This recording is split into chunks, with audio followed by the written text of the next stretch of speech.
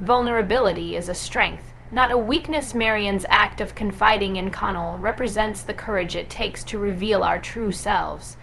Imagine standing in front of someone you care about, your heart thudding so loud it drowns out your thoughts. Your palms are sweaty, your voice shakes, but there's something inside you, a truth burning to be spoken.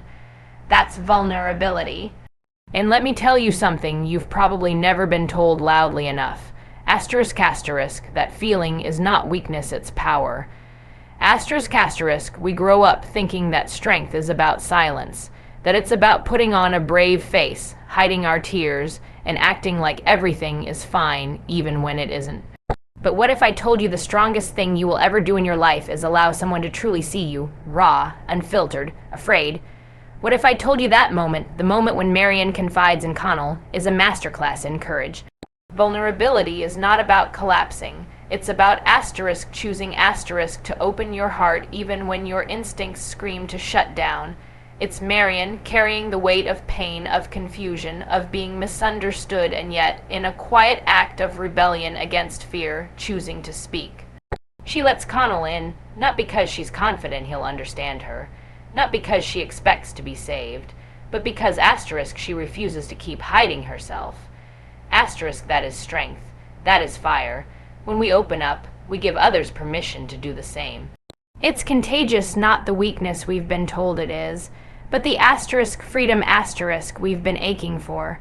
Look, I know what it's like to feel like being vulnerable will break you. When I lost my legs, when my body changed forever, I had to face the terrifying possibility that maybe I wasn't lovable anymore, that maybe no one would understand. But in the moments when I allowed others to see that fear, when I dropped the mask, that's when I discovered the truth. People don't connect to perfection. They connect to truth. Marianne didn't become less when she let her guard down. She became more human, more connected, more powerful, because she took control of her story by owning it, by speaking it, even when her voice trembled. And Connell, he didn't need to fix her. He just needed to witness her. Sometimes that's all it takes, and maybe you're sitting there thinking, yeah, but no one would understand me. I want you to challenge that voice. I want you to know deeply that vulnerability is not an open wound that people will attack. It is a bridge. It is a gateway to connection, to growth, to resilience. You do not grow by armoring up. You grow by opening up. When you find someone you trust, a friend, a mentor, a teacher, a partner, and you allow yourself to be seen, you reclaim a piece of your power. You stop waiting for someone to fix you and you start walking toward your own healing. Like Marianne, you step into the storm not because it's easy, but because you're ready. And that changes everything. Let me know if you'd like to expand this with a real life example F, a classroom activity F, or a quote analysis F. Emotional intelligence fuels growth. Their dialogue shows how listening with empathy fosters healing, trust, and transformation. Emotional intelligence isn't a soft skill, it's the core of what makes human connection meaningful, real, and life-changing. It's not just about knowing what emotions are. It's about feeling them recognizing them in others and having the courage to respond with empathy rather than ego. That's what we see when Marianne confides in Connell. We witness something more than words. We see emotional intelligence at work in its most powerful, transformative form. You want to talk about real strength. It's not in lifting weights or raising your voice louder than everyone else in the room. It's in sitting across from someone whose heart is breaking, whose world feels like it's crumbling, and choosing to listen instead of rushing to fix it. It's holding space for silence, for discomfort, for truth that might make you uncomfortable. And when Connell listens to Marianne, really listens. He's not solving her problems, he's giving her permission to feel. Emotional intelligence means you don't try to edit someone else's pain to make it more palatable. You don't say, "You'll be fine," or "Don't think about it." No, you say, "I hear you, I'm here with you." That's it. That's the magic. because when someone feels heard, they begin to believe they asterisk matter. Asterisk that they're not invisible. That they're not broken, and that belief, that's the foundation of healing. Marianne's emotional landscape is complex. It's not linear. It's not easy to explain, and that's the point. Emotional intelligence is the ability to stay present when things are asterisk messy asterisk, to resist the urge to simplify something that is profoundly human. Connell doesn't run, he leans in, and that right there, that asterisk leaning in asterisk, is the kind of quiet bravery that changes lives. We have been taught to prioritize intellect over emotion, logic over feeling. But what's the use of intelligence if we don't know how to feel asterisk what's happening in ourselves and in others? How do we teach, lead, parent, partner? How do we asterisk live asterisk if we can't recognize someone else's pain and say, "You're not alone"? Let me speak directly to you now. Your ability to be emotionally aware to recognize when someone is withdrawing, hurting, or quietly reaching out asterisk, that's your superpower. Asterisk, you don't need a title, a position, a platform. You just need to show up with your heart engaged. Emotional intelligence is the tool that takes good people and turns them into safe havens. It turns ordinary conversations into transformational moments. When Marianne opened up, she didn't need solutions. She needed presence. She needed Connell's stillness, his warmth, his unspoken message. Asterisk, you're safe here. Asterisk, that's emotional intelligence in action. It's not loud, it's not performative, it's steady, it's intentional, and it's powerful beyond measure. Let me know if you'd like to pair this with a classroom lesson plan F, emotional intelligence exercises F, or a character analysis F. Communication is the bridge to belonging. Open conversation helps break isolation and forges meaningful human connection. Communication isn't just about words, it's about asterisk connection asterisk. It's about cracking open the doors we keep locked tight, the ones that hide our fears, our truths, our loneliness. And when Marianne chooses to speak, to really, vulnerably speak, and Connell chooses to really listen, what happens between them isn't just a conversation. It's a asterisk bridge asterisk. It's two isolated islands finally reaching out to each other, and in that reach, something electric and asterisk real asterisk is born, belonging. So many people walk around every day feeling invisible. Maybe you know the feeling. You're in a room full of people, but no one asterisk really asterisk sees you. You laugh at the right moments, you play your role, but inside you're screaming asterisk. Would someone please hear me? Would someone please understand? Asterisk communication, asterisk authentic communication, asterisk is how we cross that chasm. And not just to talk, to asterisk connect. Asterisk, in a world that glorifies independence, we forget that we're wired for relationship, that we crave being seen, heard, known, and not just for the surface version of ourselves, but for the messy, complicated, beautiful soul underneath. When Marianne confides in Connell, she doesn't do it with polished sentences or perfect confidence. She does it with asterisk honesty asterisk, with fear in her voice, maybe, with doubt in her eyes, but she asterisk does it asterisk. And that right there, that willingness to speak, is a powerful rebellion against isolation. We have to stop thinking communication is just about sharing facts. It's about sharing asterisk ourselves asterisk. It's about saying, here I am, and I'm trusting you with this part of me. And when Connell responds, not by fixing her, not by changing the subject, but simply by being asterisk with asterisk her in that truth, something miraculous happens. She's no longer alone. This is what we need more of, not louder voices, but deeper ones. Not more talking, but asterisk more understanding asterisk, because let me tell you, being heard is not a luxury. It's a asterisk need asterisk. Just like air, food, and water, we asterisk need asterisk to feel understood. Communication is how we nourish the soul. And don't think for a second that this doesn't apply to you. Whether you're a student, a teacher, a parent, a friend, the moment you choose to listen deeply to someone, or the moment you find the courage to speak your truth, you are laying down a brick in the bridge of belonging. You are helping someone else say, maybe I'm not so strange, maybe I do matter, maybe I belong somewhere after all. Marianne and Connell are two people navigating the chaos of youth, identity, trauma, and yet what keeps pulling them back to each other is this fragile, beautiful channel of communication. They find safety in it. They find home in it, because when we speak and are met with acceptance instead of judgment, we heal . That's the power of human connection, and communication is the lifeline that carries us to it. Let me know if you'd like to turn this into a workshop activity F, a school-based dialogue guide F, or a group discussion prompt F. We all carry invisible battles. Marianne's internal struggles remind us not to judge others by what we see on the surface.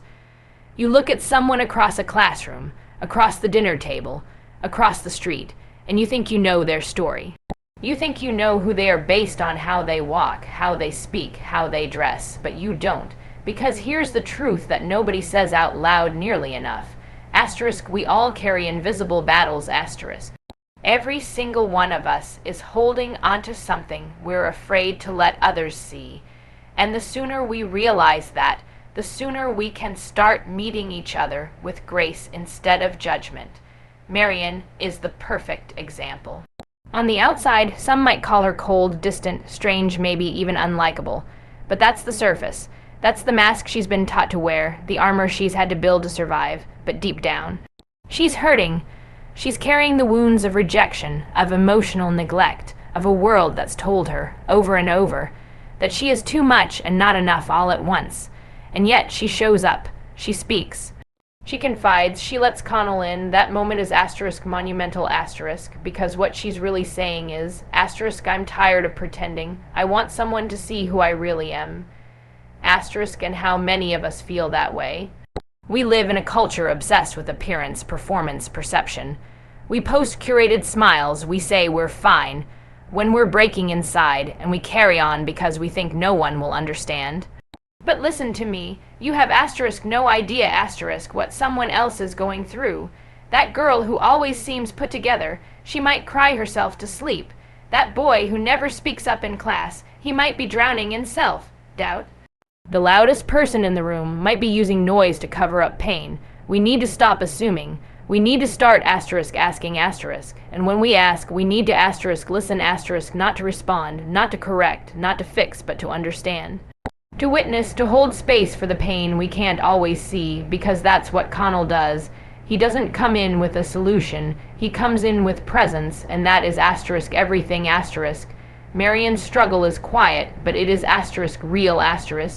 And when we dismiss people because they don't act the way we expect, or feel the way we understand, we are turning away from an opportunity to be human together . You don't have to have gone through someone's exact experience to show them compassion. You just have to believe them. You just have to stay, because every time someone like Marianne chooses to reveal even a sliver of their inner world, they are offering you a rare gift, truth, and what you do with that moment defines the kind of person you are. Do you judge? Do you dismiss? Or do you say, I see you? I don't fully understand, but I'm here. Let me know if you'd like this expanded with a character empathy map F, a writing reflection prompt F, or a real-world application F. Resilience grows through relationships like Amy Purdy rising after hardship. Marianne finds new strength by being seen and accepted. Resilience doesn't grow in silence or solitude, it grows in relationship . In the moments when someone sees you at your lowest, and instead of walking away, they lean in closer. In the quiet exchanges between people like Marianne and Connell, where wounds are not ignored, but acknowledged , where healing begins, not with a solution, but with connection. You want to talk about strength. Real strength is found in the space between two people who refuse to let each other sink. That's where resilience is born . We're so used to hearing the word resilience thrown around like it's a solo mission. Push through, tough it out, be strong on your own, but I'm telling you right now, that version of resilience is incomplete. Because we aren't built to survive everything alone. We're not machines, we're human beings, and we grow back stronger when someone is there, hand outstretched, saying, "I'm with you." Look at Marianne. She's been hurt by family, by silence, by the invisible burden of always feeling like she doesn't belong. She doesn't need pity, she needs presence, and Connell, in his quiet, uncertain way, offers that. He doesn't always say the perfect thing, but he stays asterisk. He listens. He cares asterisk. And that, right there, is what starts to shift Marianne's story. Not some big dramatic rescue. No fireworks. Just one person refusing to treat her like she's unworthy. One person standing beside her when she doesn't believe she deserves it.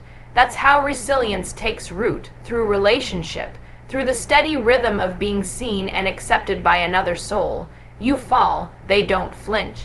You speak, they don't interrupt. You break, and they stay asterisk. When that happens, you begin to believe for the first time, maybe that you are more than your pain, that you are still standing asterisk, that you can face the next day, the next challenge, the next hard truth.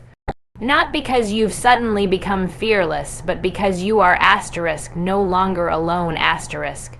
Amy Purdy knows this. She didn't build her strength in isolation. She built it through connection with her community, her supporters, her sense of purpose. Just like Marianne, just like you asterisk. You don't need to have all the answers to be resilient. You just need to be open enough to let someone stand with you, and brave enough to stand with them in return. There's no medal for pretending you're fine when you're not, but there is something changing about the moment someone looks at you and says, "I don't care how broken you feel, I'm not leaving." That's what we all need. That's what Marianne receives, and that's what Connell gives, and guess what? That's what you are capable of giving too. You can be that person who helps someone else rediscover their strength, and in doing so, you'll discover your own. Let me know if you want to add a personal story, prompt F, a classroom activity F, or a reflective journaling guide F. Rewriting our story starts with trust, choosing to open up, like Marianne does, is the first step to reclaiming your narrative. Sometimes the hardest battle isn't what's happening outside of us, it's what's going on within the voices in our heads, the doubts, the fears, the self. Hate we carry like heavy chains, and no one sees it. No one knows how loud that storm can get inside your chest. That's what makes self-acceptance so radical, so powerful. It is not some good slogan on a poster. It is an act of rebellion It is the moment you look at yourself, scars and all, and say, "I am enough, exactly as I am." Marianne has been told directly and indirectly that she's not worthy. She's been made to feel like her needs are too much, her presence is too strange, her voice doesn't matter, and those messages. They don't just disappear, they echo, they repeat. They settle into your bones if you're not careful. But when she chooses to open up to Connell, when she lets her truth breathe, something shifts. She isn't asking him to validate her. She's taking the first steps toward validating herself, toward finally saying, "This is who I am, I'm not going to hide anymore." That is self-acceptance. That is courage because we live in a world that profits off of our insecurity. That sells us versions of perfection and tells us we are broken until we fit them. But let me tell you something right now, your worth is not up for debate. It's not dependent on how you look, how well you perform, how others treat you, or what mistakes you've made. It is inherent It is unshakable And when you begin to accept yourself, not just the polished parts, but the broken ones, the complex ones, the messy parts, that's when you take your power back. Connell doesn't make Marianne whole. That's not his job. That's not anyone's job. What he does is create space, a space where she feels safe enough to start healing. But the healing, the real work, comes from her. From the moment she decides to stop asking, "What's wrong with me?" and start asking, "What happened to me?" From the moment she lets go of the belief that she has to be fixed, and instead leans into the idea that she deserves to be understood. That's the shift. That's the transformation. You can't wait for someone else to tell you that you're enough. You can't base your worth on approval or attention, because those things come and go. But what stays, what asterisk lasts asterisk, is the voice you develop inside that says, I'm okay, I'm still here, I'm learning to love myself through this. That is your anchor, that is your superpower. It won't happen overnight. It's not easy, but it's asterisk worth it asterisk every time you choose to honor your story instead of bury it. Every time you decide to show up as your real, raw, unfiltered self, you are choosing to live with integrity, with bravery, with truth. And that kind of life, that's the life that changes the world. Let me know if you want to add a journaling worksheet F, a character reflection activity F, or a real world self. Worth exercise F.